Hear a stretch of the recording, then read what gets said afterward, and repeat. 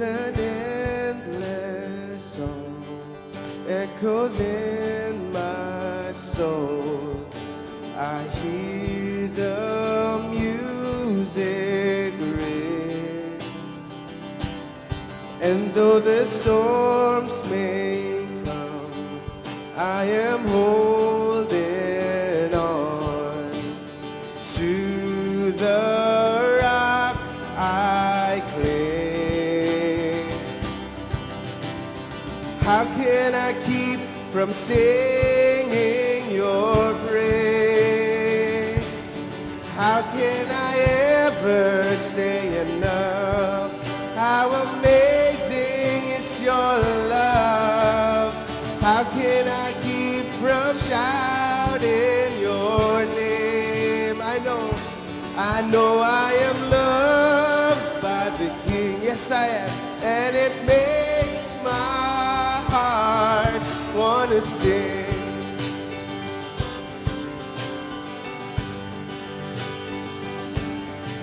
I will lift my eyes in the darkest night. This is why. For I know my Savior lives. You live, Lord. And I will walk with you, knowing you'll see me through and sing the song you give. Sing, how can I keep? So how can I keep from singing your praise? How can I ever say enough? How amazing is your love? How can I keep from shouting your name? Oh, I know I am loved by the King. You are loved, and it makes my heart want to sing. Yes, Lord, we will sing to you. I can sing in the troubled times, sing when I win. I can sing when I lose my step and I fall down again. I can sing 'cause you pick me up, sing 'cause you're there. I can sing 'cause you hear me, Lord, when I call you in prayer. I can sing with my last breath, sing for I know that I'll sing with the angels and the saints around the throne. How can I keep from singing your praise? Oh, how can I ever say it now? How amazing is your love? How can I keep from shouting your name? I know I am loved by the King, and it makes I am loved by the King, and it makes my heart. I am loved by the King, and it makes my heart wanna sing. Yes, oh Lord, we will sing to you. Oh, I will sing. We will sing. Amen, Lord God. We will sing to you all our days. Praises and worship unto you, God.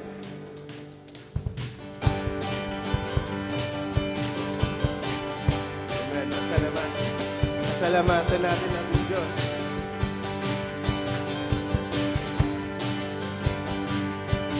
Sa simula nang kita ay makilala, buhay ko'y binago't pinagpala. kapayapaan at galak ay umaapaw. Salamat Diyos sa kaligtasan ko. Pasalamatan ka, yes o God, sa lahat ng bagay. Purihin ka, O Diyos, sa mga biyaya. Salamat Diyos sa kabutihan mo. Yes o God, salamat O Diyos. Jesucristo, gamitin mo ang buhay ko. Yes, Lord God. Para sa kalwalhatian mo, minahal mo ako, pinatawad at nilinis mo. Salamat Diyos. Salamat Diyos sa pag-ibig mo. Pasalamatan ka, pasalamatan ka, yes o God, sa lahat ng bagay. Purihin ka, O Diyos, sa mga biyaya. Salamat Diyos sa kabutihan mo. Pasalamatan ka, pasalamatan ka, yes o God, o sa lahat ng bagay. Purihin ka, O Diyos, sa mga biyaya. Salamat Diyos sa kabutihan mo.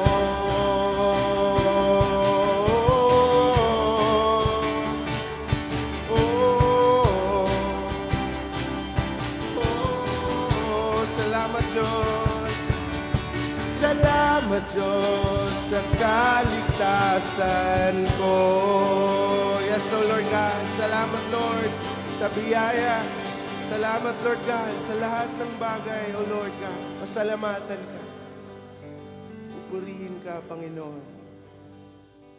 Thank you, Lord God. Thank you, Lord. Yes, Lord. Gamitin niyo po kami, Panginoon, para sa kalwalhatian niyo. Thank you, Jesus.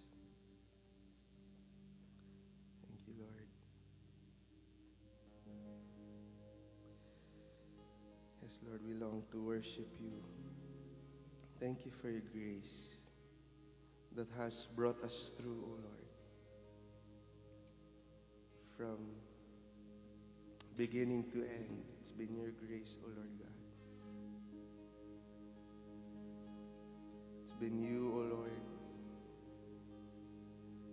persevering in your love for us. Even, Lord, the many times that we fall,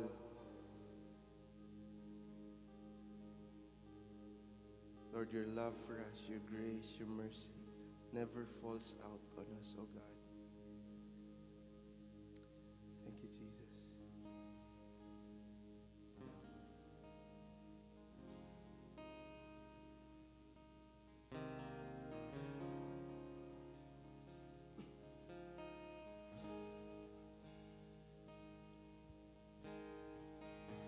Habang hindi karapat-dapat, pagukulan ng rapat at wagas mong pagsinta.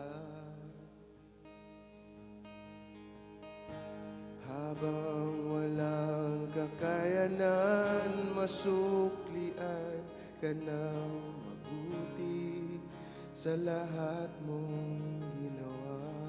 Ulitin natin. Habang hindi karapat-dapat.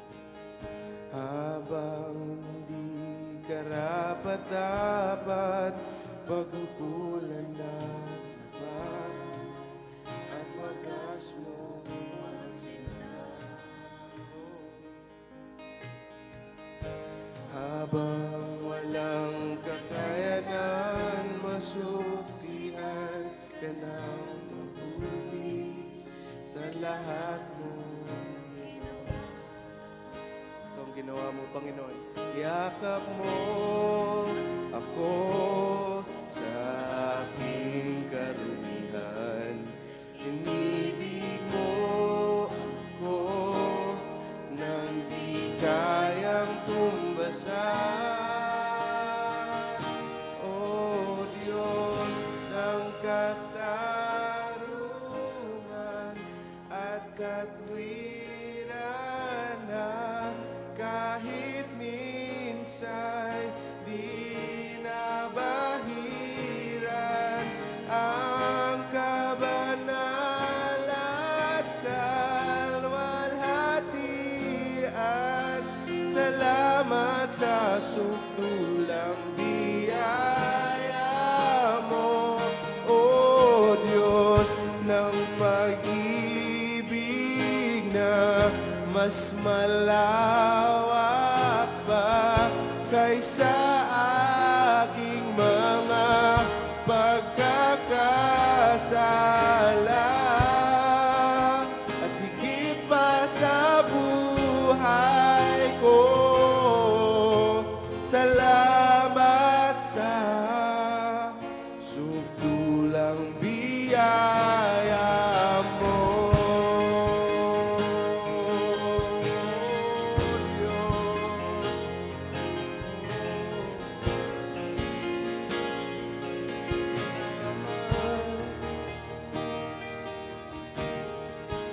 Ang walang salang manunubos ng makunang parusa narapat sa akin. Thank you, Jesus. Anong habag sa tulad ko, ikaw ang iyong katwiran at ako'y patawarin. Iyakap mo ako sa aking karumihan, inibig mo ako nang di kayang tumiyakap mo ako, Lord. Iyakap mo ako sa aking karumihan, inibig mo ako nang di kayang tumbasan. O Diyos ng katarungan at katwiran na kahit minsan di nabahiran ang kabanal at kalwalhatian. Salamat sa sukdulang biyaya mo, O Diyos ng pag-ibig na mas malawak. Sobrang lahat, Lord God. Thank you, Lord. Salamat po sa pag-ibig mo. Higit pa sa buhay ko. Salamat sa sukdulang biyaya mo. Oh, yes, oh God. Salamat. Salamat, oh Diyos. Purihin ka. Ikaw ang Diyos. Sa biyaya, oh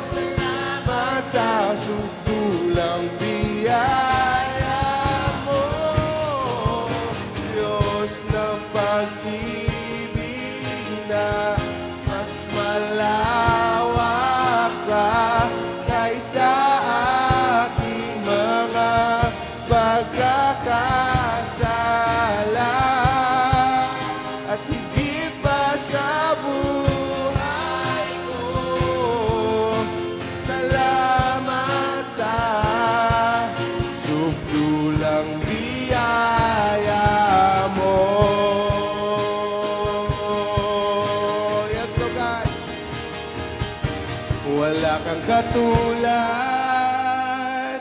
wala nang hihigit sa'yo. Wala kang katulad, wala nang papantay sa'yo. Ikaw ang Diyos noon pa man, maging ngayon at kailanman. Sa habang panahon, wala kang katulad. Oh yes, oh God. Awitin ko man lahat ng awit sa mundo, di kayang ilarawan ang kadakilan mo. Kulang ang lahat ng tula, kulang maging mga salita upang ihayag ang kabutihan mo. Awitin ko man,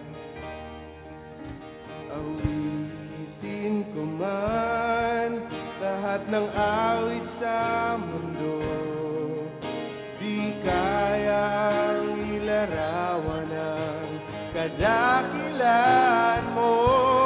Kulang ang lahat ng tula, kulang o God, kulang maging mga salita upang ihayag kabutihan mo.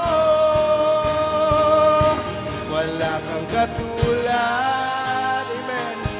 Wala nang higit sa'yo. Wala kang katulad,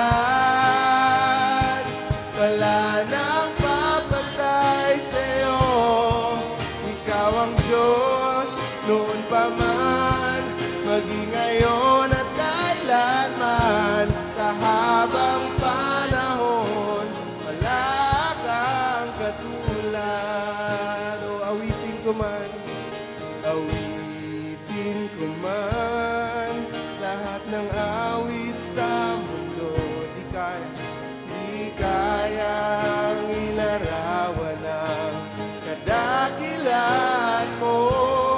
Kulang ang lahat ng tula, yes God, kulang maging mga salita upang ihayag ang kabutihan mo. Wala kang katulad, wala nang higit sa'yo. Wala kang katulad, wala nang papantay sa'yo. Ikaw ang Diyos noon pa man, maging ngayon at kailanman. Sa habang panahon, wala kang katulad. Awitin natin sa Panginoon, wala kang katulad. Yes, oh God. Wala nang hihigit sa'yo. Wala kang katulad, wala nang papantay sa'yo. Ikaw ang Diyos noon pa man, maging ngayon at kailanman. Sa habang panahon, sa habang panahon, sa habang panahon, sa habang panahon, sa habang panahon, wala kang katulad. Yes, oh God. Oh, wala kang katulad. Yes, oh Lord, papantay sa'yo. Kay nag-iisang Panginoon, nag-iisang Diyos. Oh, ang nakita mo. Oh, pupurihin ka, awitan ka, sasalamatan ka. Oh, salamat sa pag-ibig mo, Diyos.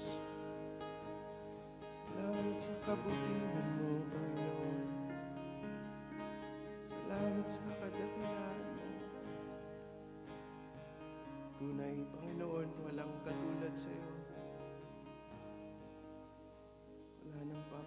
sa iyo, Panginoon. Anong papantay sa pagmamahal niyo sa amin, Lord. Sa kabutihan mo. Sa kadakilaan mo, Panginoon. Sa katapatan mo, Lord God. Karapat-dapat po kayong sambahin. Karapat-dapat po kayong purihin. Habang buhay, Panginoon. Thank you, Lord. Worship you, God. Wala kang katulad. Wala nang higit sa'yo, wala kang katulad. Yes, Lord. Wala nang papantay sa'yo. Ikaw ang Diyos, noon pa man, maging ngayon at kailanman. Sa habang panahon, wala kang katulad. Yes, Lord Jesus. Thank you, Lord. There is no God like you.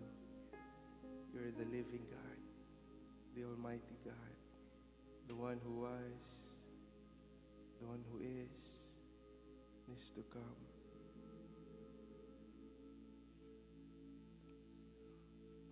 The God of the Old Testament, the God of the New Testament is our God today.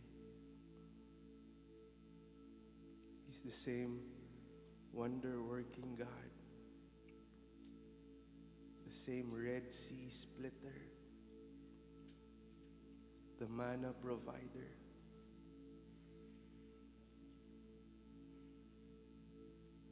He's the same compassionate-hearted God, healing the sick, making blind eyes see, causing the dead to rise. Same God who died on the cross for our sins.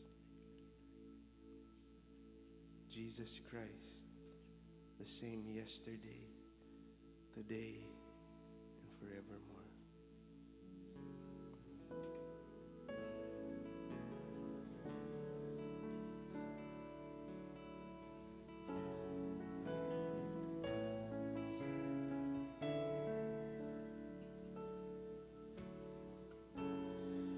As you spoke, then there was light. You breathe into our lives. And as you still the raging waters, you are calling us to trust. Our God, the living God, the same today, forevermore.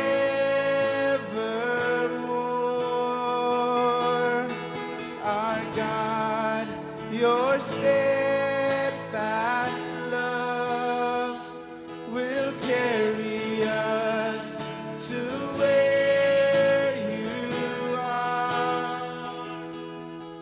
Our God who was and is and always will be our God.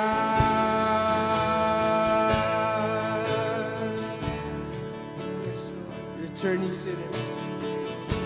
You're turning sinners to forgiven. By the cross you chose to bear. Thank you, Lord. Thank you, Jesus.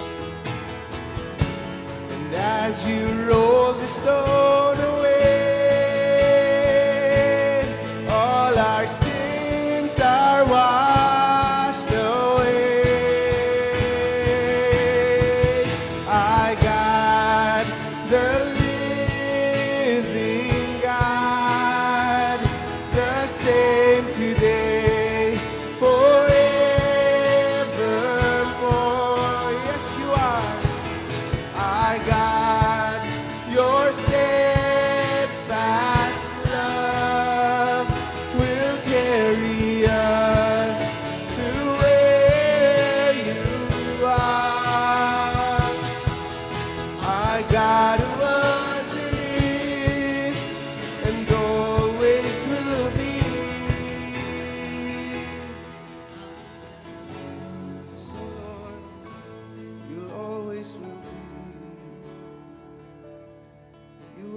change.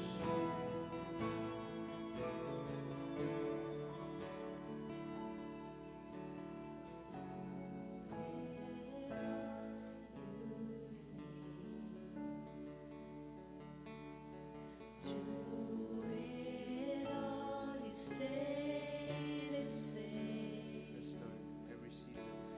Through it all, you remain. Yes, Lord, through every year. Through it all, you stay the same. No matter what we're going through. Through it all, you remain. You remain who you are, oh God. Through it all, you stay the same today and forevermore. Through it all, you remain. Through it all, you stay the same.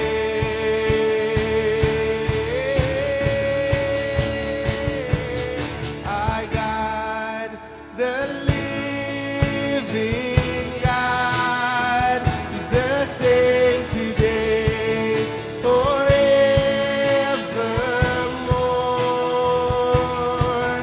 I got your steadfast love. Will carry us to where you are.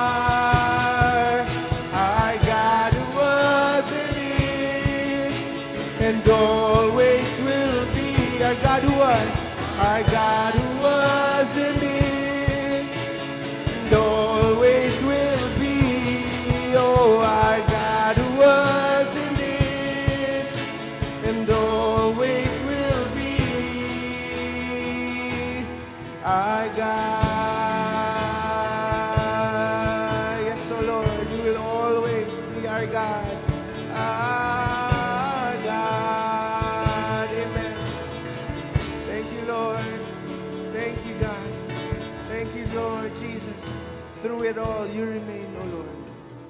Indeed, Lord God, Jesus Christ, the same today, yesterday, and forevermore.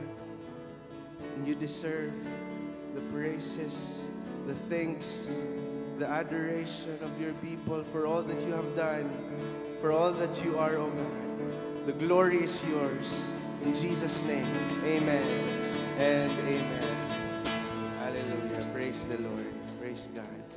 Praise our living God. Amen. Before we take our seats, let's roam around this room and let's shake a hand. Let's get to know a person.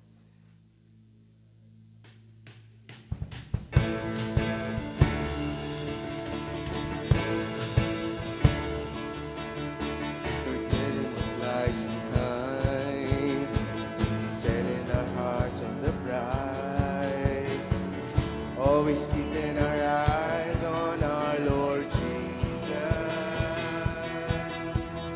running the race to win, all the way to the end, laying down everything that would seek to hinder us, and will be faithful to our calling. Yes, Lord, for you are able to keep us from falling, and in your promise we will try. You'll be faithful, that you'll be faithful to finish the work. You'll be faithful, and you'll be faithful to finish the work you began. Oh, you'll be faithful to finish the work you began. Yes, Lord, you will be faithful, Lord. Amen. Amen. Praise the Lord. We bow down before you.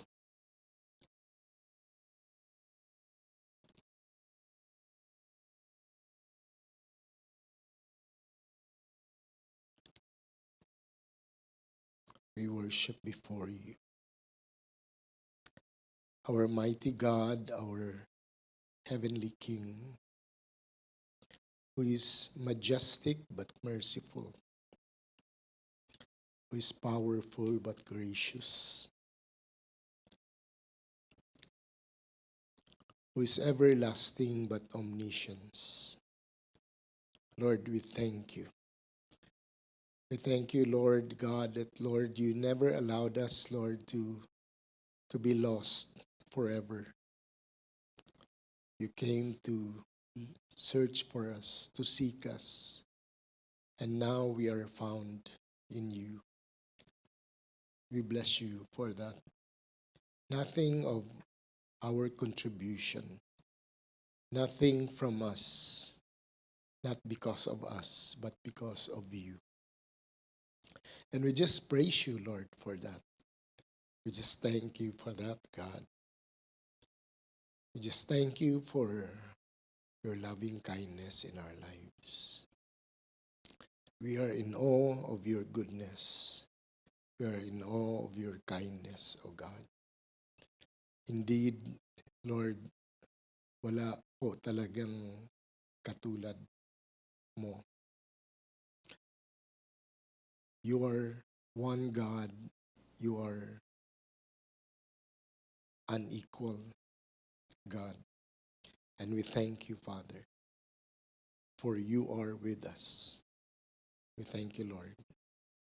Today we pray for your blessings. I pray, Lord, na sa lahat dito, Lord God, that every minds will be able to catch your message. Every heart will be able to hear your words of whisper, Lord, upon their hearts. I pray that every spirit will hear from you, O God, and be encouraged and be enlightened, Lord. I pray that you will minister in a powerful way behind, O God, this putting behind this manuscript and putting your servant behind you. I pray that may they see Jesus. I pray that eyes might be opened. I pray that spirit that are dead might be raised up, O God, that they may experience you, Lord, that they may know you more. In Jesus' name we pray. Amen. Okay, today our text will be taken from chapter 7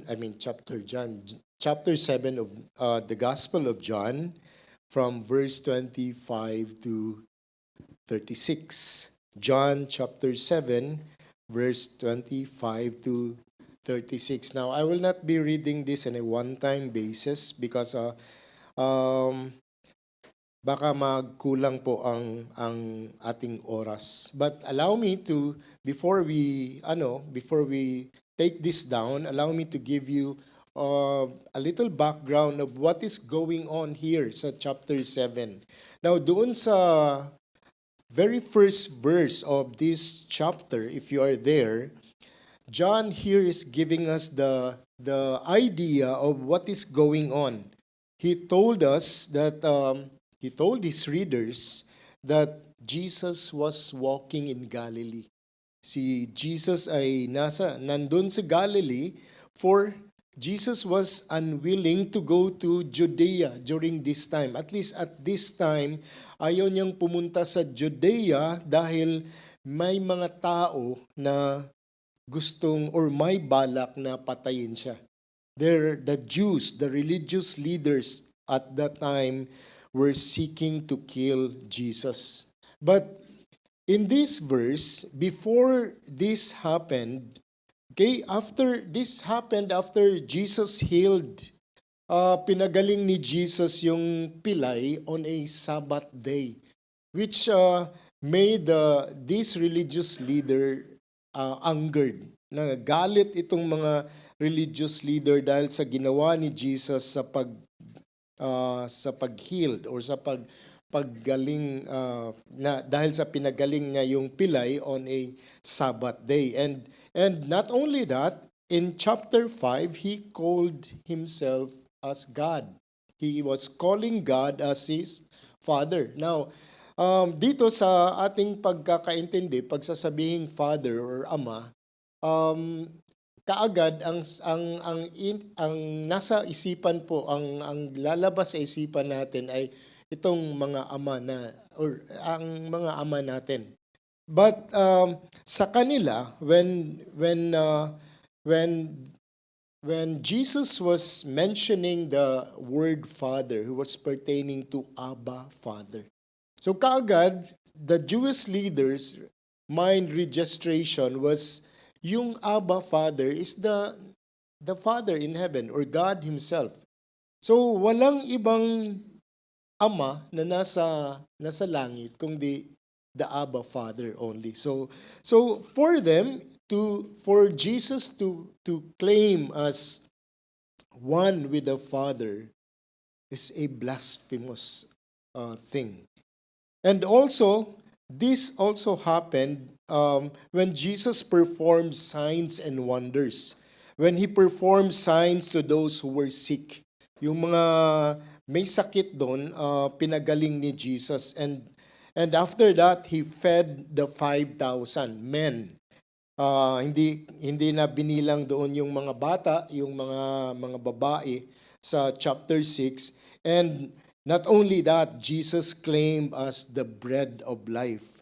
When He claimed to be the bread of life, He was saying that anyone who eats of His flesh and drink of His blood has eternal life.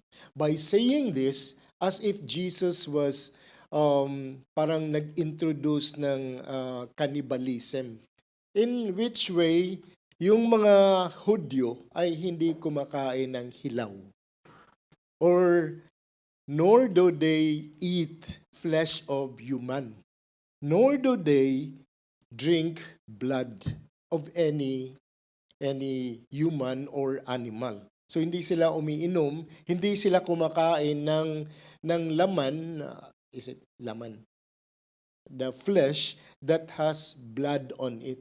So sa kanila, ibang klasing pagtuturo or sa kanila, ibang klasing pagtuturo, kalokohan ang mga tinuturo ni Jesus sa mga sinasabi niya dito. They cannot comprehend the spiritual part of what Jesus was trying to tell these people. So, scared of possible persecution dahil sa takot sa posibleng pagpapahirap, many of those who followed Jesus during those times stopped following Jesus. Huminto na sila sa pagsunod kay Jesus and they gave up following Jesus. So in chapter 7 also, it is the time of the Feast of the Booths. Okay, yung piyesta ng mga tolda. Okay, in other words, it is the Feast of Tabernacle. It is a feast where every Jewish people are called to go to Jerusalem to celebrate this feast. Now, this feast will last up to 8 days. Now, ang gagawin nila dito while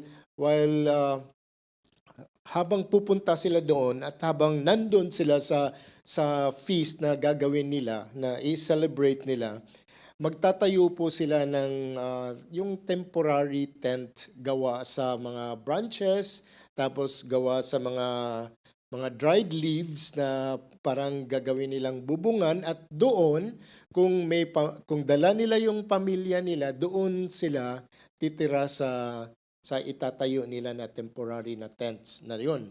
And while they are there, during morning time, pupunta sila sa temple to worship God, at doon they are going to recite, "Hail, the King of Israel is our God, is one God.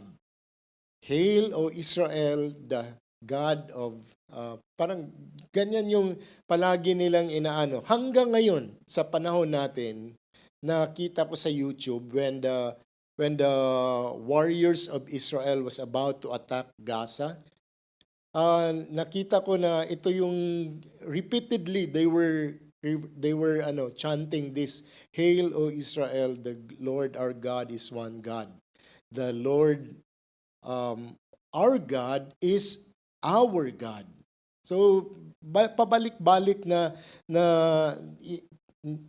they chanted these phrases, and yan ang ginagawa nila in the temple while they are worshiping the Lord. And this was intended by God. Utos po ito ng Panginoon mula pa nung kapanahunan sa Old Testament to recall how God sustained Israel for 40 long years in the wilderness. Doon isipin nila na it was the Lord who made them survive for 40 years na walang makuha na pagkain doon sa wilderness, walang makuha walang makukunan na tubig, walang makukunan ng kahit ano. The only resource that they can have in the wilderness was God. God supplied them with food, God supplied them with water, God supplied them with shed of by the cloud of glory and by the pillar of fire by night to warm them. So it was all God's grace na nangyari itong they were na binuhay sila ng Panginoon doon sa wilderness. And at the feast, many were seeking Jesus. They were seeking for Jesus. Some sought with good intention. Many were seeking, na excited sila. Inaasam nila na makikita nila si Jesus for thinking na ano na naman ang gagawin na signs or wonders or miracles na gagawin ni Jesus sa harap nila. But there are others who had evil plans. Hinahanap nila si Jesus upang gusto nilang patayin si Jesus. Now, Jesus at this very moment, sabi ni John, sa salaysay ni John, he arrived secretly. Naka-ninja move si Jesus dito. Where he arrived in the midst of the feast. Sabi ko na kanina, yung feast tatagal hanggang 8 days. So siguro, mga tansya ko, mga 3rd day or 4th day na dumating si Jesus. Tapos sabi ni John, secretly. So iniisip ko naman, ini-imagine ko na siguro si Jesus naka-hood dito ngayon. Na naka-hood, nakatagong parang gano'n. Tapos secretly he was moving, hindi siya pumupunta sa gitna, dito lang siya sa mga gilid-giliran and nakikinig sa mga mga marites na nangyayari during the feast, and in the midst of the feast, he went to the synagogue, and sabi ko na kanina na siguro naka-hood siya, and tapos ngayon bigla he appeared in front of the synagogue and he took off his hood. And there he showed himself and began teaching in the synagogue. He was teaching in the synagogue. Doon sa synagogue, ang pwede lang pong tumayo doon yung mga rabbis, yung mga graduates sa rabbinical schools, yung may mga credentials na kilala na rabbi. Tapos magsusuot ng isang rabbi so that they will be recognized that they are rabbis. Pero si Jesus, ibang suot dito, parang naka-hood, tapos siguro naka-bigote para hindi makilala. So there were those who were amazed. There were those who were astonished. Maraming namamangha sa mga tinuturo ni Jesus, and many believe in him. But there are also people who were not pleased. The Jewish leaders cannot accept his teachings, and therefore they abhor him. kinasusuklaman or suklam na suklam sila kay Jesus during that time. Hindi nila talaga matanggap hindi nila receive yung mga pagtuturo ni Jesus at this very time.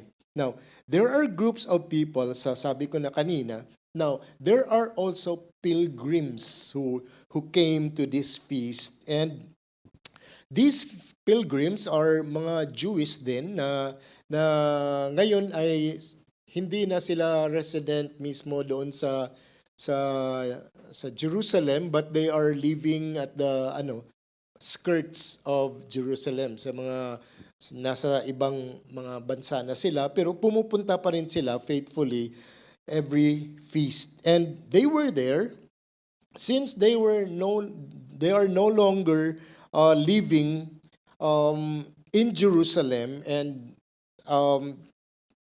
they were not aware of the ferocious. Hindi na po nila alam ang ubod ng bangis sa mga puso ng mga religious leaders at that time. And so these people, these pilgrims argued. They argued, ipinaglalaban po nila yung kabaitan ng Panginoong Hesus. Kasi yun nga, nakita nila na pinapakain yung 5,000, tapos pinagaling yung mga may sakit. So they see Jesus as good. Kasi the Lord has provided and the Lord has healed. Ganyan naman yung pagtingin ng mga tao eh. Basta biniyayaan tayo ng Panginoon, and we see the Lord as good. Pero kung trials naman ibibigay, He is not a good God. So here, they see that God is good Jesus is good because of what He has done.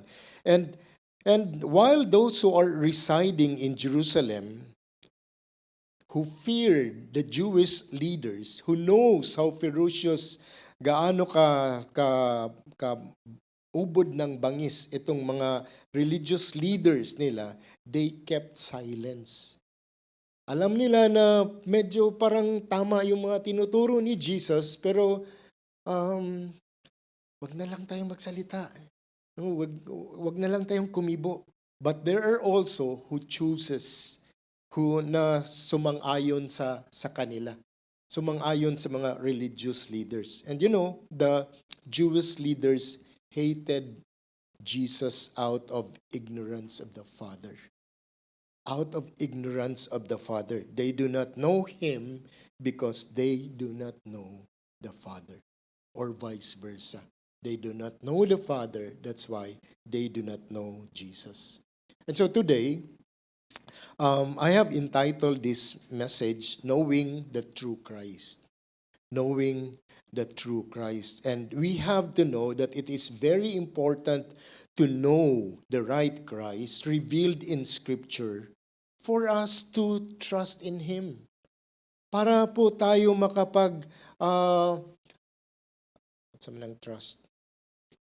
makapagtiwala sa Kanya ng buo, and we can obey Him. So that we can obey Him and have hope in Him. Because apart from knowing Christ, all that we believe in our faith are void. Walang bisa po kung ano man yung pinapaniwalaan mo sa yung faith, walang bisa. And therefore, when you worship, your worship are vanity. Walang kabuluhan. Walang Diyos na nakikinig, walang Diyos na there's no God that is pleased in your worship. So ganyan po, we have to know the true Christ. I do not know if you experience an embarrassing experience that I did. When I say embarrassing, kasi ako, kinaugalian ko na kung nagdadrive ako doon sa Cebu, pag nakastop, malikot po yung yung mata ko or yung ulo ko. Nagtitingin po ako sa palibot kung kung anong mga nangyayari. Minsan po, meron akong makikita na kakilala ko. One time, when we had a stop, kasama ko yung wife ko dito sa sasakyan, nakita ko yung parang isang brother. Yung brother, wala siyang sasakyan. Tapos, ngayon, nakita ko, uy, nakasakay. Nagda-drive siya ng sasakyan. Tapos sabi ko, Ma'am, si Brother Manny na may sasakyan na. So binaba ko yung shield ko sa windows. Tapos tinawag ko siya, Brother Manny! Ang lakas ko pa. Kasi excited ako eh. Happy ako na nakita ko siya na may sasakyan na siya ngayon. Brother Manny! And then the person looked at me. Hindi siya. Ma'am, hindi siya. Second time was that when I was in SMC side, I was about to go down sa escalator, and then while hindi pa po ako nag-step in sa escalator, may napansin ako na kakilala ko, parang kakilala ko. So, pababa na ako, tapos siya paakyat. Gumanyan siya sa escalator. Ganito yung position niya. Nakahawak siya sa rail. Tapos, ayun, paakyat na. Nung nagkasalungat na kami, sabi ko, Bro, hinawakan ko yung dito niya. Bro, pag sabi niya, hindi siya, Lord, hindi siya. Tumakbo ako pababa. Very embarrassing moment. And it was very awkward realizing that the person I thought I knew was not. And they look the same, but they are not the real ones that I thought. And during these times and during the time of Jesus, there were many who claimed to be followers of Jesus in this world and even today. Many who claim to be worshipers of Jesus. And many who followed Jesus did not follow him truly because they did not know him truly. Hindi nila talaga alam kung sino si Jesus. That's why it's easy for them to give up Jesus. It's easy for them to come to Jesus and give up Jesus. They called him Jesus, but their conception, yung pagkakaintindi nila sa kanya, yung pag-aasam nila sa kanya, kay Jesus, their belief concerning him was far from who really he is. Malayo sa pagkakaintindi, malayo sa inaasam nila kung sino talaga si Jesus. And though they all beheld the same Jesus with their eyes, na siya yung Jesus na pumunta dito sa mundo upang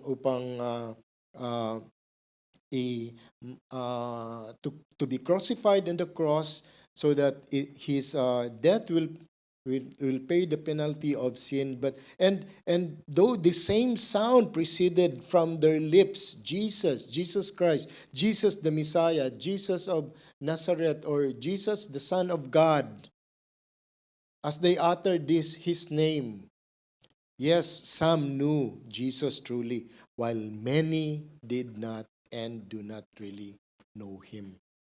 Hanggang sa pangalan lang, hanggang sa gawa lang ang pagkakilala nila kay Jesus. And John the writer of, not John your pastor, John the writer of this gospel, inspired by the Spirit, in this gospel he drew, kanya pong inukit at inilarawan kung sino po si Jesus, not in a pencil, in an image, but through words.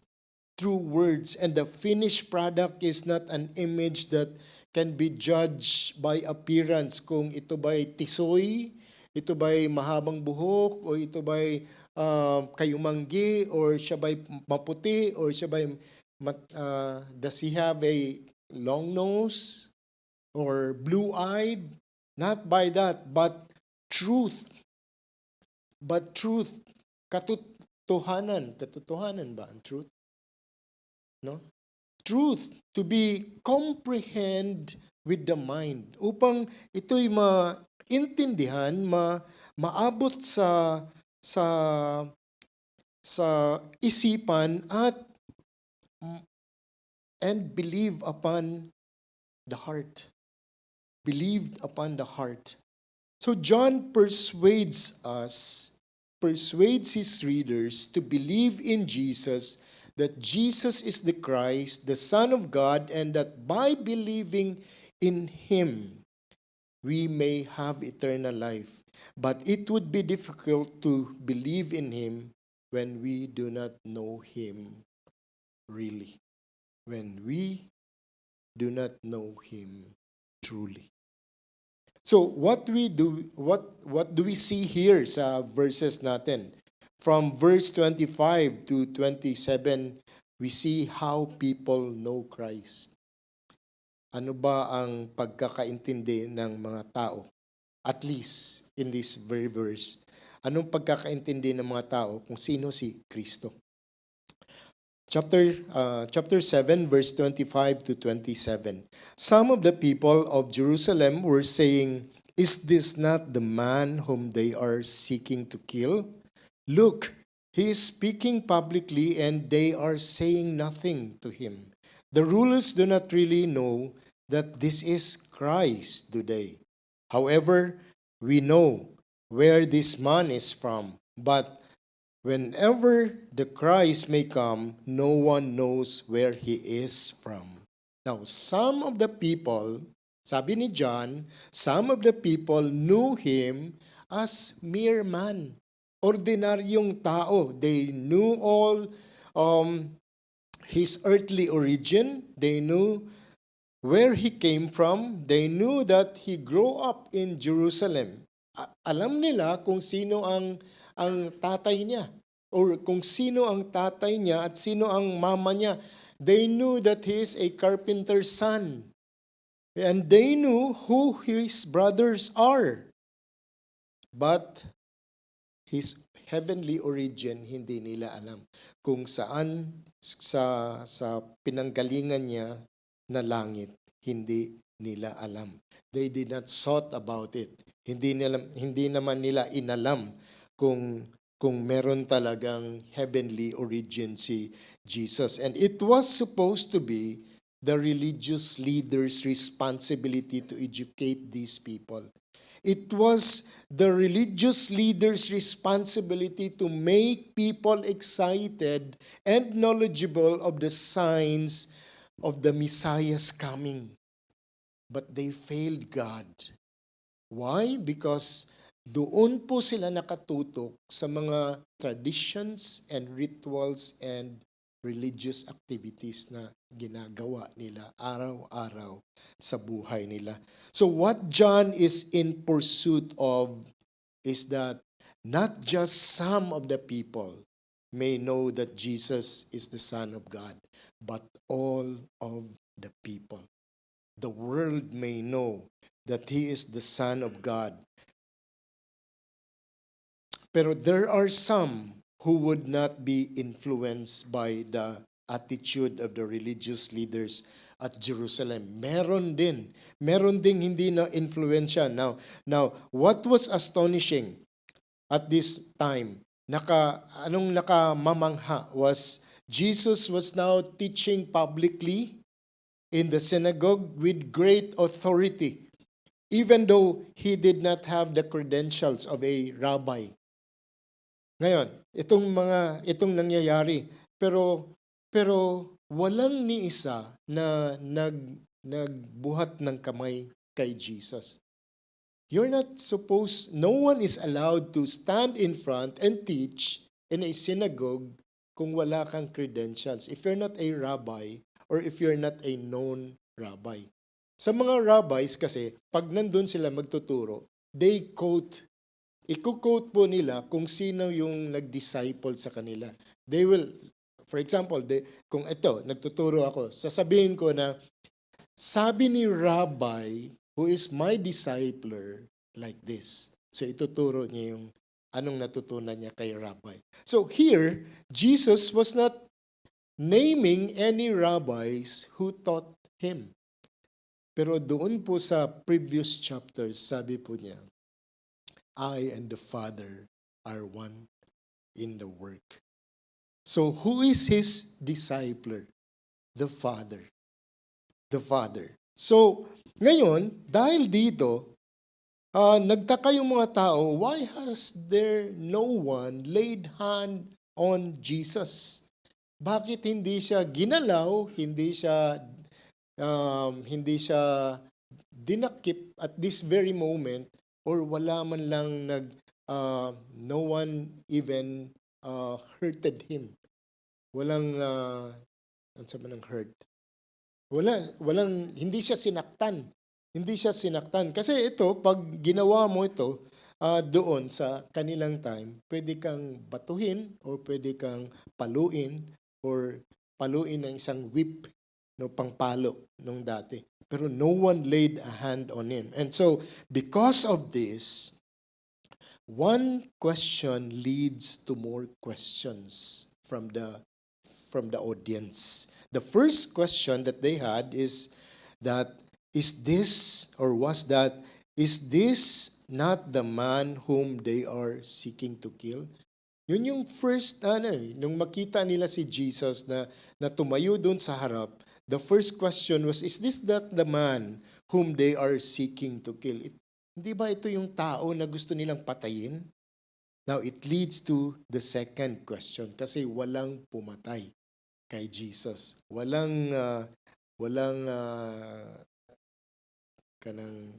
Nanakit kay Jesus. So, what they wanted to know now was this: can it be that the authorities really know that this is the Christ? Now, una, they are looking at Jesus and looking side by side. Nagtatanong sila, is this not the man whom they are seeking to kill? Pertaining to the religious leaders. Now, everyone is looking to them, the religious leaders, and they're asking this, can it be that the authorities really know that this is the Christ? Alam kaya nila na ito talaga, or siya talaga ang Misaya na pinadala ng Panginoon? Alam kaya nila? Bakit hindi nila saktan? Bakit hindi nila tinanggal yan sa harap? Yung Jesus na yan. Do they really know that He is? Or are they convinced that He is the Christ? Kasi sa palagay ko, itong mga taong nito, this group of people were also, while Jesus was teaching, were observing the Jewish religious leaders. And as they were observing, sa palagay ko lang, siguro they were watching these people na manghang-mangha rin sa mga tinuturo ni Jesus. And in fact, as I come to imagine this scenario, parang convinced na rin sila na it's Jesus who is the Messiah. And so, sa answer po natin, can it be that the authorities really know that this is the Christ? Our answer is yes and no. Yes, because as expert of the law and the scripture, they knew. Alam po nila kung ano po yung mga sinusulat ng mga prophets of 500 years, 700 years, and 1,000 years ago, that there is going to be a Messiah that will come. And how would he come? What manner, saan, at kanino manggaling? Alam po nila ito. They knew it. And I say no because they don't want to believe, because they refuse to believe and reject the teachings of Christ. Kahit alam nilang totoo, kahit alam nila na sound ang tinuturo ni Jesus, but they do not want to believe it. And this is why, whenever the Lord preaches, kung saan man si Jesus mag-preach, na nakikita natin sa 4 Gospels, that He is teaching and preaching, when He noticed that these religious leaders are around, to seek upang hanapan siya ng pagkakamali or upang i-observe kung anong pwedeng ma-criticize sa mga teachings niya. He would always say to those people, those who has ears, let them hear. Those who has ears, let them hear. You know, the hardening of the hearts made them believe that he was a liar. The hardening of their hearts made them believe that he was a possessed man, possessed by the devil.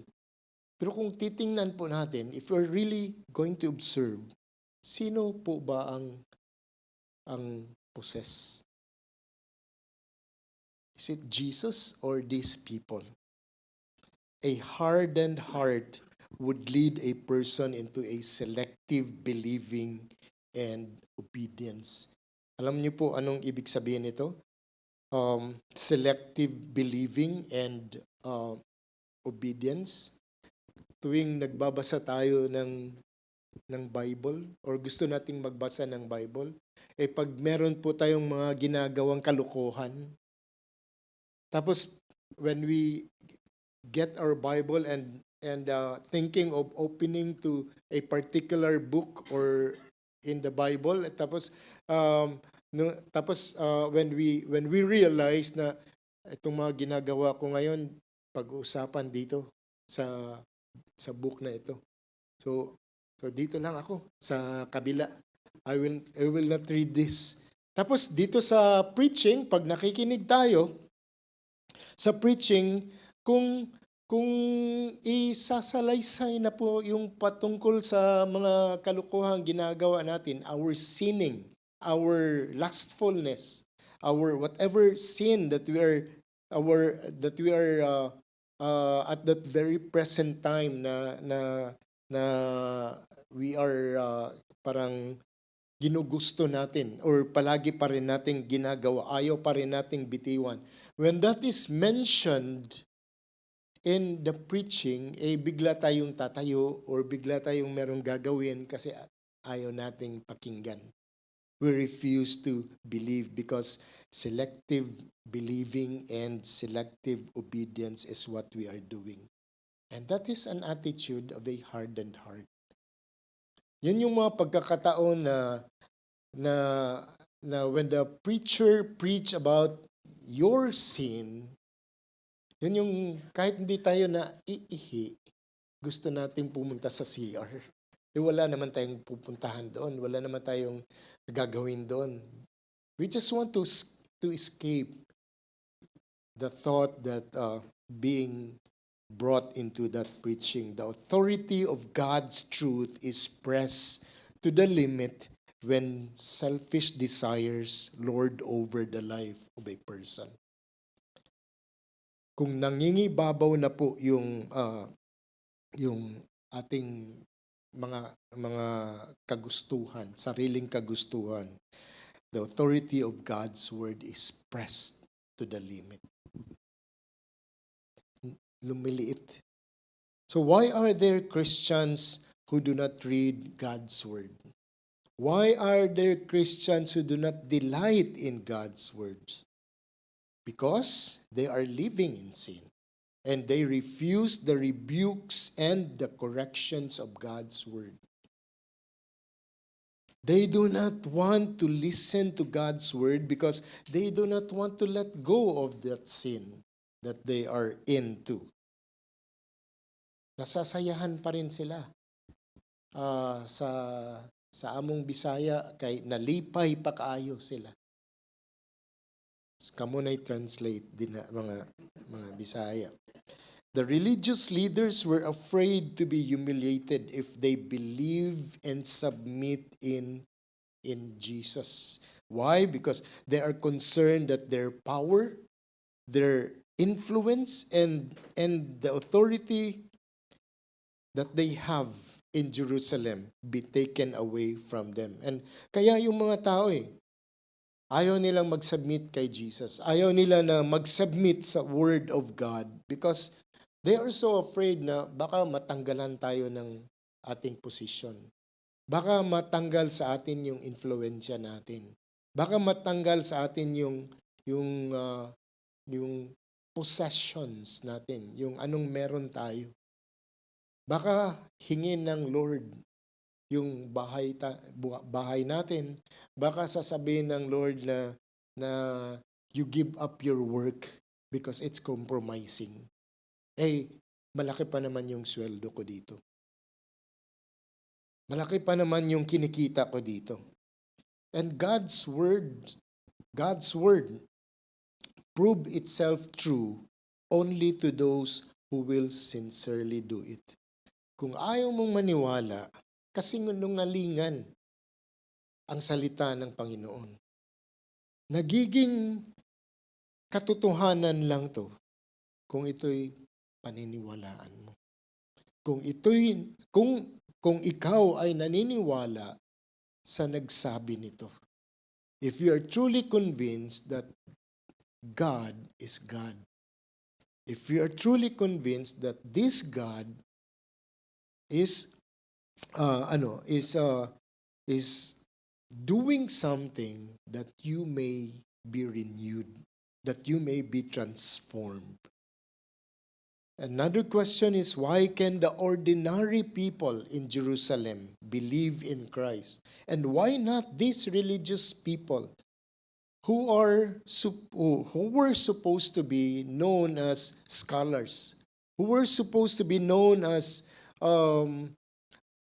people who are intelligent, na alam nila, memoryado nila yung mga by the dots, yung Word of God. And why the ordinary people can believe and why can't they not? And instead, their hive mind, yung nagkakaisa nilang isipan, intended to kill him. Intended to kill him. Bakit? Ito yung pag-iisip nila.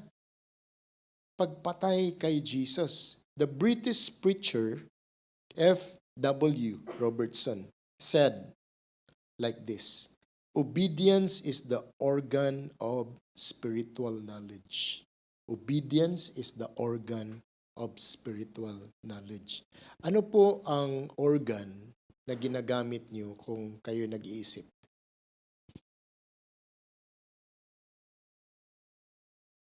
What organ are you using when you think? It's your mind. Hindi, dito. No? And when you feel, what organ do you use? When you're emotional, it's your heart, right? And when you're feeling something, you feel it, anong organ na ginagamit mo? It's your skin. The skin. So dito, sa spiritual knowledge, obedience is the organ that we use. Proverbs chapter 1 verse 7, the fear of the Lord is the beginning of knowledge, but fools despise wisdom and instruction. John chapter 7 verse 17, Jesus said, if anyone is willing to do his will, the Father's will, he will know of the teaching, whether it is of God or whether I speak from myself. So, by obeying, you will know if it's from the Lord and you will know if it's from the flesh. You will know if that teaching or that word is coming from God or coming from man himself. So this is what happened. The religious leaders did not understand Jesus' teachings because They had stubborn wills. They had stubborn minds, stubborn hearts, and would not submit to Jesus. They cannot submit to Him, for they only knew Him of His earthly origin. Hanggang dyan lang ang pagkaalam nila at hanggang dyan lang ang gusto nilang alamin. Ayaw nilang malaman yung heavenly origin ni Jesus. Because if they're going to do it, parang huhubarin nila yung authority nila, huhubarin nila yung power nila, huhubarin nila yung influence nila sa mga tao. Which they are taking it as a privilege now. As a rabbi, tinitingnan nila na ito yung pribilehiyo nila. That they can have power. They can inflict fear sa mga tao na pag ayaw ninyo, then you will be exiled. Kung ayaw ninyo, kung ayaw ninyong sumunod sa mga traditions na mga pinagagawa namin, if you listen to Jesus, then you will be out of Jerusalem. Ignorance of Christ leads to damnation. Again, ignorance of Christ leads to damnation. Now, we go to our second point. How Christ wants people to know Him. Verse 28 to 29. Then Jesus cried out in the temple, telling and saying, "You both know me and know where I am from. And I have not come of myself, but He who sent me is true, whom you do not know. I know Him because I am from Him, and He sent me." At this point, sabi ni John, Jesus cried out. Si Jesus was now raising His voice. Nagsisigaw na ngayon si Jesus at this very time so that everyone may hear His message. Mula sa pinaka-tao sa harap hanggang sa pinakahuling tao doon sa loob ng sinagog. Jesus wants everyone to know that the truth that He claims of were not a statement of taste test lang. Alam niyo po yung taste test, yung pupunta kayo sa grocery, tapos merong mga bagong product, yun yung gusto kong puntahan sa mga groceries, yung mga bagong product. Sir, dito sir, hot dog, bagong product namin. Ang sarap kaya tumayo doon, tapos palagi ka lang nagti-taste test. Itong ginawa ni Jesus, it's not a taste test na kung magustuhan mo, then magpatuloy ka. Kung hindi mo naman magustuhan, hindi ka naman sang-ayon, di leave it. Forget about it. No, it's not that. Hindi yan ang gusto ng Panginoon. He was not giving a formula like any other cult leaders or cult teachers na ginagawa. If the formula does not work, you can try another formula until it works. Hanggang mahanap mo yung sagot ng hinahanap mo. Just like what happened to a friend doon sa Cebu na nakakamera ako. Anyway.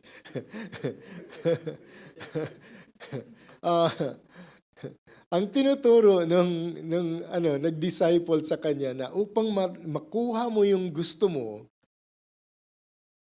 itong gawin mo. Gusto niya sports car na pula. So, ang gagawin niya is maglalagay siya ng poster or picture ng sports car na gusto niya doon sa ceiling. Para paghiga niya at saka pagbangon niya, paggising niya, yun yung nakikita niya. Tapos yun yung i-dream niya na ito'y magiging akin.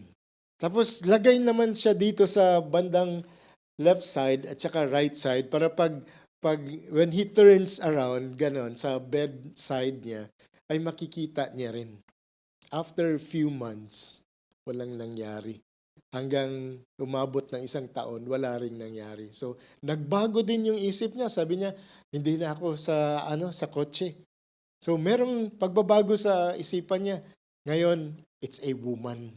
So naglagay naman siya ng sexy na babae sa taas ng ceiling, tapos dito sa side sexy na babae. Wala ring nangyari. And what is what is sad is he was dreaming about the car and the magandang babae, sexy na babae. Pero ang anyo po niya is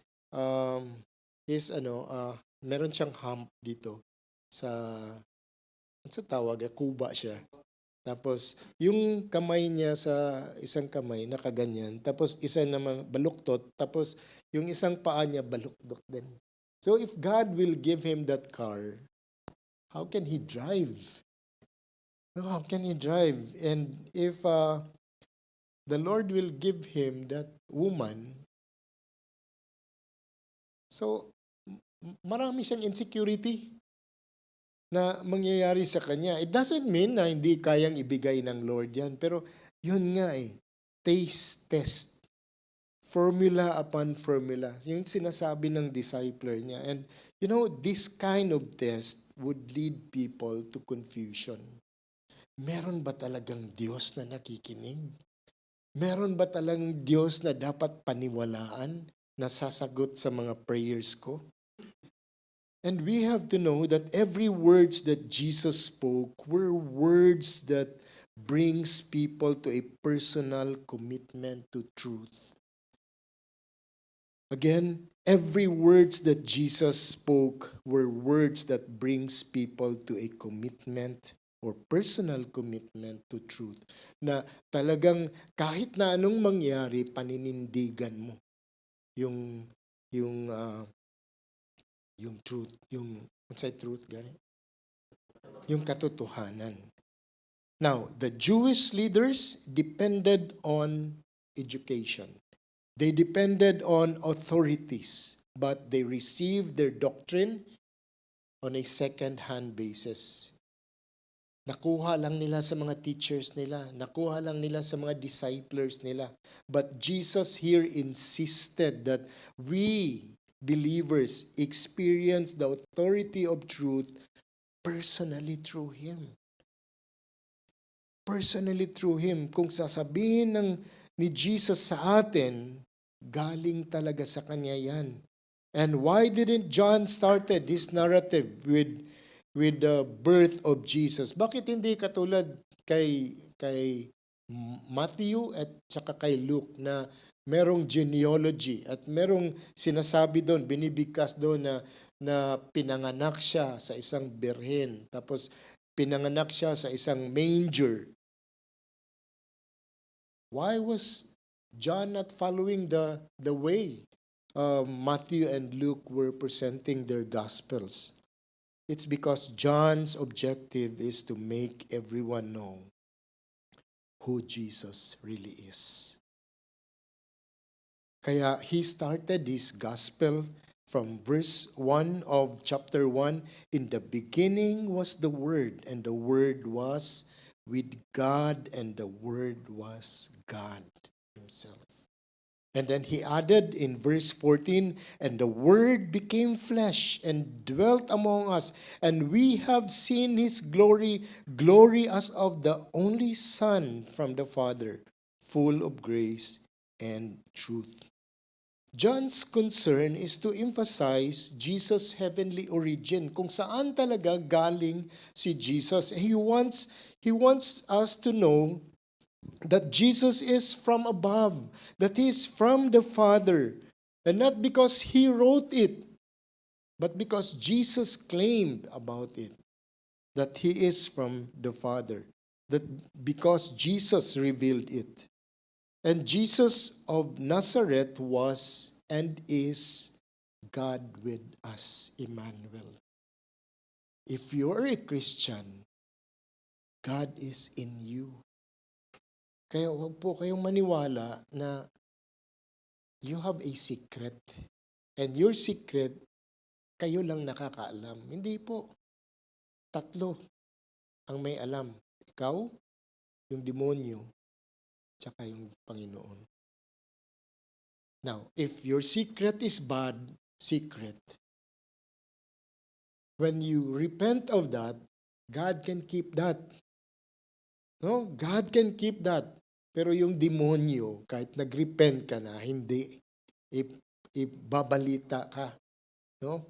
Sisiraan ka ng demonyo. I-reveal niya sa iyo yung kahit God has forgiven you. Palagi niyang sinusulsul sa iyo na ito yung mga ginagawa mo, ito ikaw. No, He makes you feel guilty at all times. So don't ever think na you're alone. God is in you if you're a Christian. He was the Christ, the Son of God, who died for you, and the Holy Spirit is now in you. Jesus claimed to be divine, the second person of the Trinity, the eternal Son of God, that He and the Father are one. Yan ang sabi ni Jesus. Hindi lang ito sinulat ni John. And this is very clear in wherever you find in Scripture, mula pa sa Genesis hanggang magtapos doon sa Revelation. The Word existed in the beginning. He was not created. Hindi siya gawa. He existed even before time, even before things happened. The Word was with God. He was in union with God, and yet somehow distinct. Magkaiba lang yung mga functions. And the Word was God. What God was, the Word was. Kung ano ang Ama, yun din ang anak. And it was the Word, the second person of the Trinity, the eternal Son of God who became flesh and dwelt among us, Jesus Christ of Nazareth, the God-man. Siya po yung kinakasama natin ngayon. Siya po yung nandito na hindi natin nakikita, but we know He is here.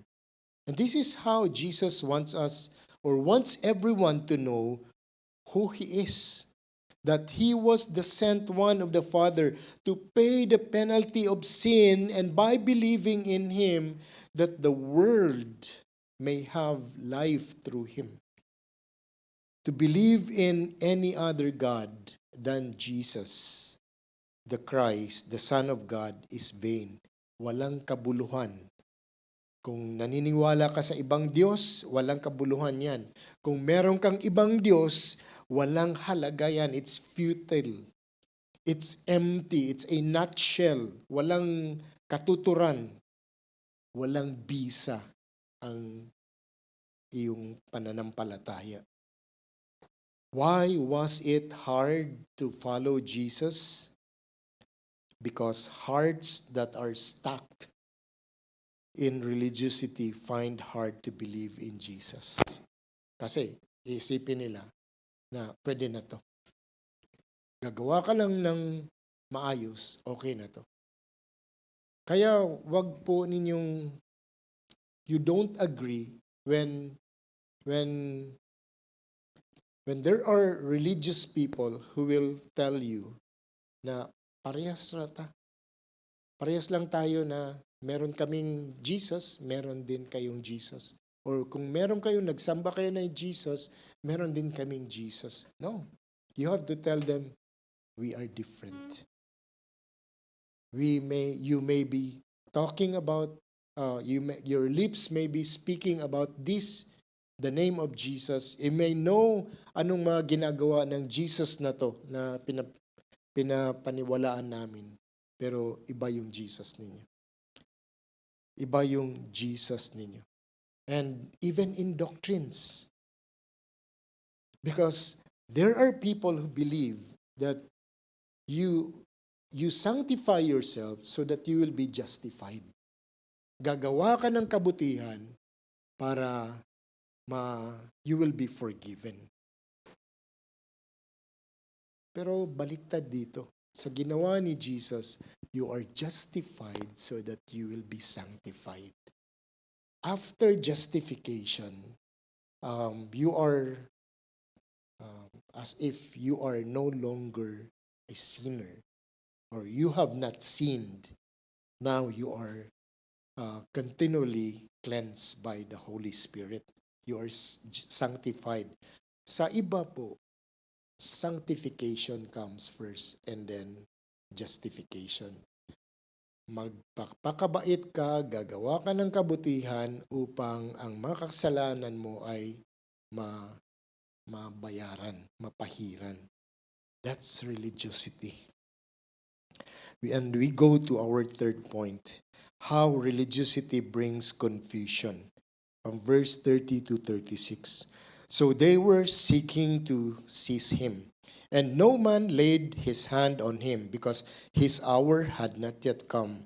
But many of the crowd believed in him, and they were saying, when the Christ comes, he will not perform more signs than those which this man has, will he. The Pharisees heard the crowd muttering these things about him, and the chief priests and the Pharisees sent officers to seize him.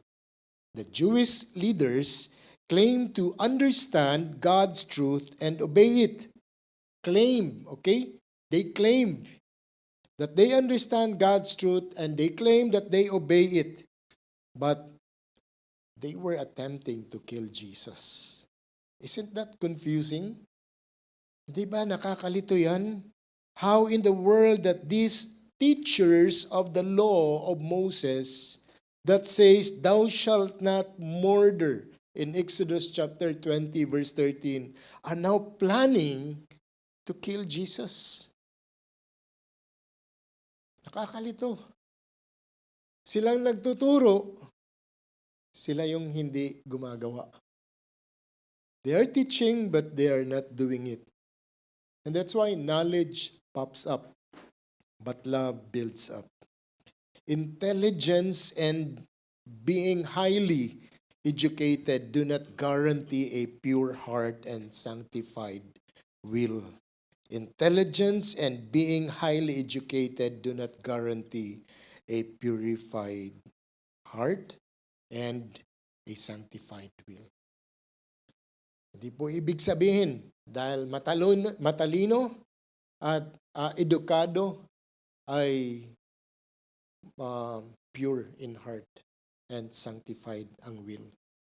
Marami po tayo sa ating mga government offices na mga edukado, na mga educated, and they are intelligent people, pero mga magnanakaw, mga salbahe.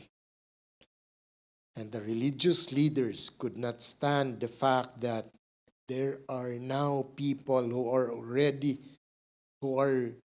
beginning to trust in Jesus, and we're not even afraid to argue the truth regarding Jesus.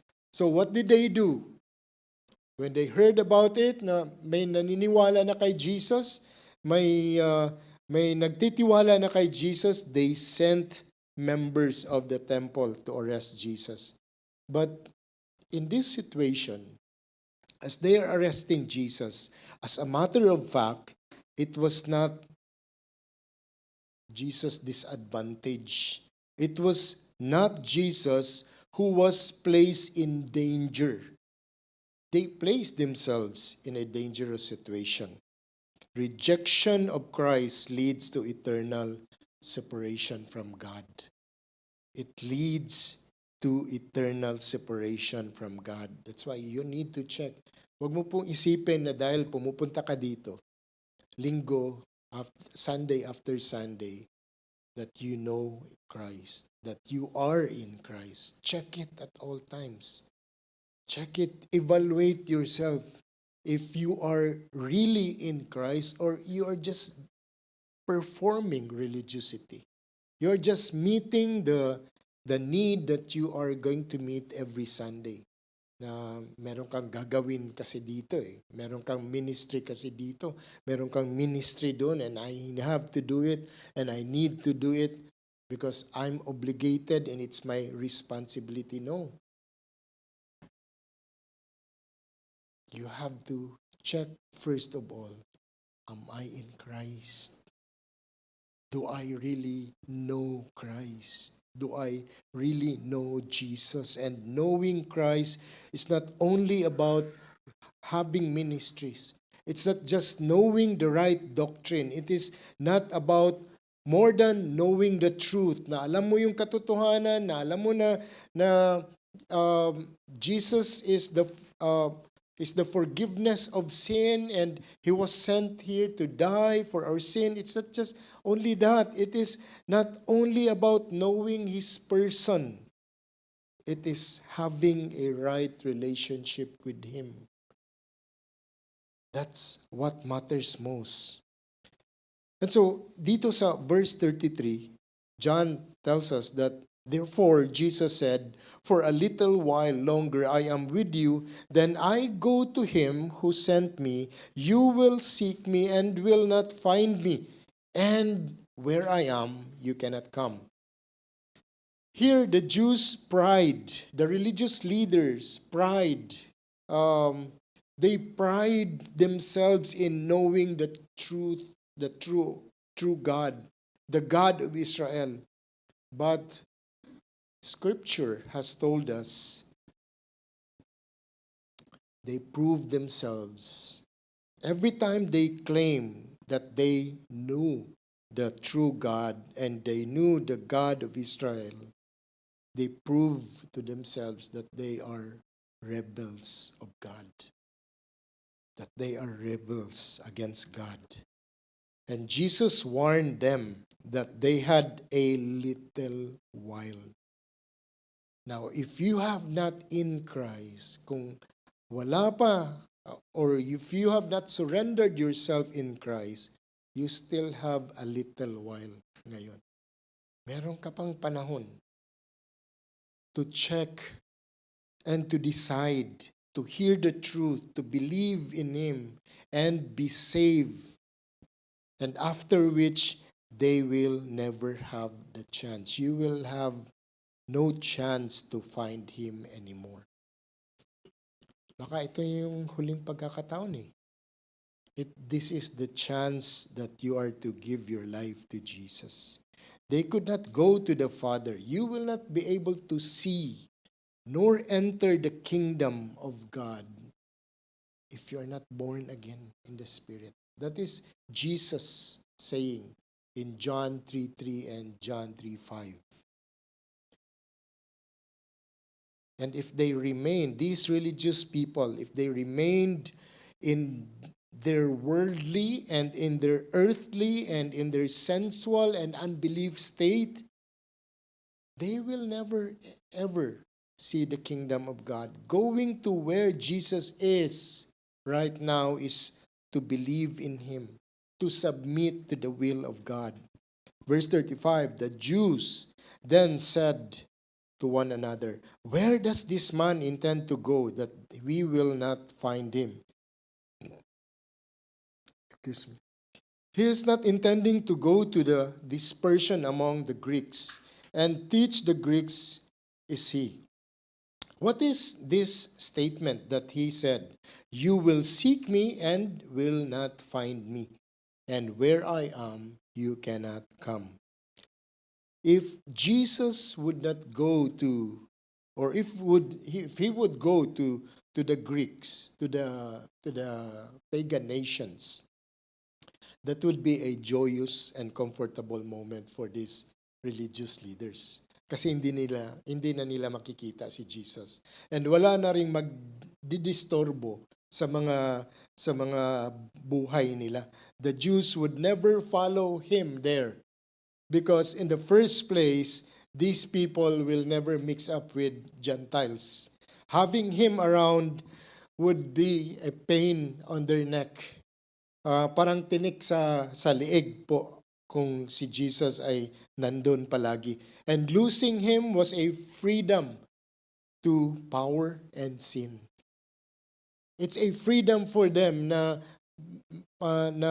magpatuloy sila sa mga ginagawa nilang kasalanan and magpapatuloy sila na they are in power. And if Jesus will leave to the Gentile nations, these Jews will never go there. What they do not discern was if Jesus would go and leave them, it was of their own disadvantage. Again, separation from Christ means eternal condemnation. Separation from Christ means eternal condemnation. Ang kasalanan po, siya po yung dahilan kung bakit ang tao ay naging separated from God. And Jesus was the one who made the reconciliation between man and God. And it is losing the opportunity to be redeemed from unrighteousness and the opportunity to have freedom from sin if you reject Jesus. You need to have Jesus in your life. Religiosity shuts the heaven's doors, while receiving Jesus as the Messiah would open the door for salvation. So as we end, it is important to know the right Jesus. We need to know the right Jesus who is revealed in Scripture so that you can really trust Him, so that you can really obey Him, so that you may have hope in Him. Kaya takot tayo mamatay. Kasi, yung, takot ang tao sa kamatayan. Kasi, alam nila kung sino si Jesus. Pero kung hindi connected ang tao kay Jesus, he's not reconciled to the Father. Hindi niya alam. He has no hope of will he really go to heaven. Now, you may utter His name. Pwede mong masabi yung pangalan ni Jesus ay Jesus Maria Joseph. Pero hindi mo naman kilala ito, ang Jesus na yan. You may know that He is the Christ. You may know that He is the eternal Son of God. You may know that He is the Christ of history. You may know that He is the Christ of the apostles. The apostles preach. You may know that He is the Christ of the early church, and you may know that He is the ultimate Christ of the Holy Scriptures. But if He has not come, or you have not come to believe in Him as your only way to see and be reconciled to the Father and obey His word, you have not known the real Christ. You have not known the real Christ. Everything that you're doing in church are all religiosity. Apart from knowing Christ, all that we believe in our faith are void. Why unod? They are nutshells, walang laman. Therefore, our worship are vanity. Walang kabuluhan. Yung ating pananampalataya. We have to know Christ. And if there is anything that you're going to pursue for this coming year, it's knowing the true Christ. It's knowing the true Christ, or knowing Christ more in your life. Let's pray. I'm fighting a battle that you've already won. No matter what comes my way, I will overcome. Don't know what you're doing, but I know what you've done.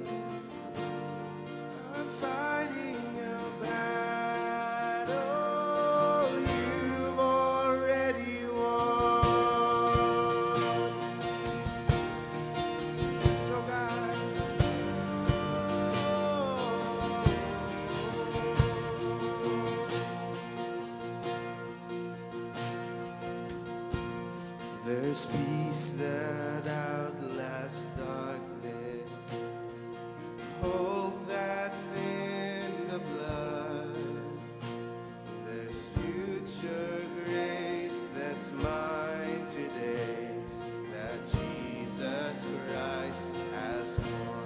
can face, so I can face tomorrow. This is why.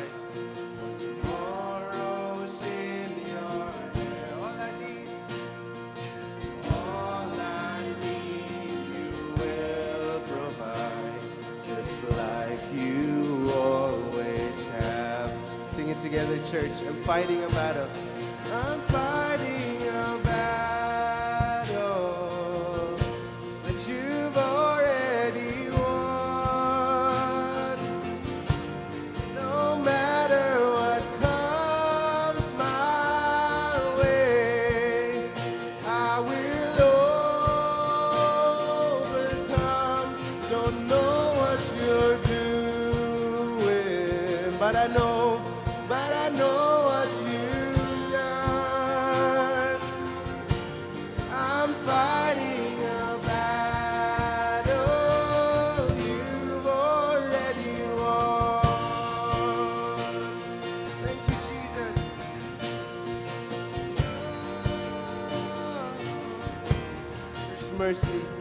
There's mercy in the waiting. There's manna for today, even when it's gone, I know you're not. You are my hope instead. When the sea is raging, your spirit is my help. He'll fix my eyes on Jesus Christ. I'll say that it is well. Oh, I know that it is well. 'Cause I'm fighting a battle that you've already won. It's done, it's finished. No matter what comes our way, we will overcome. I don't know what you're doing, but we know, Lord, but I know what you've done.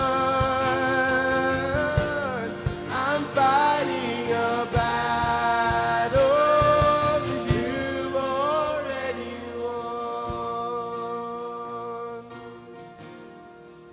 Yes, God.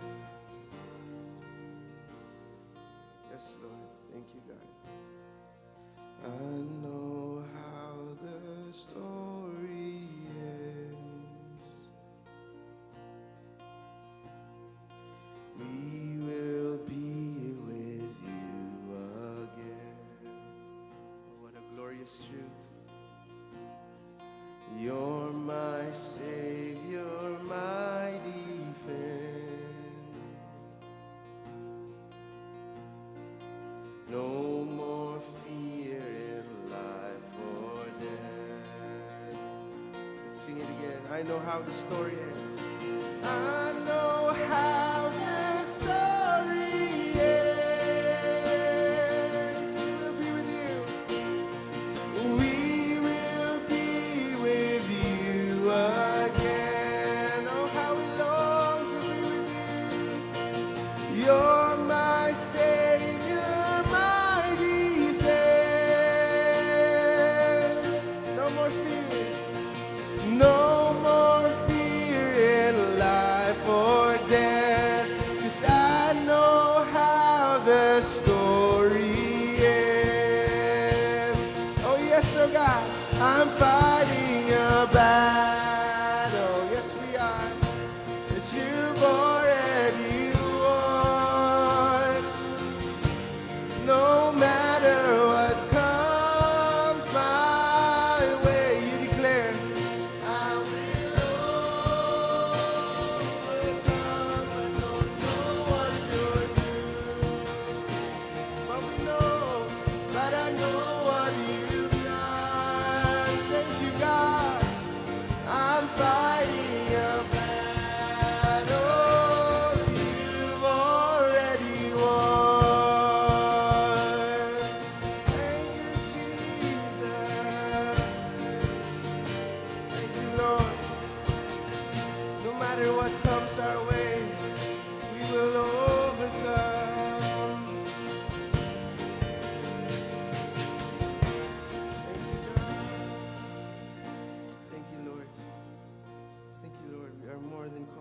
victorious in Christ.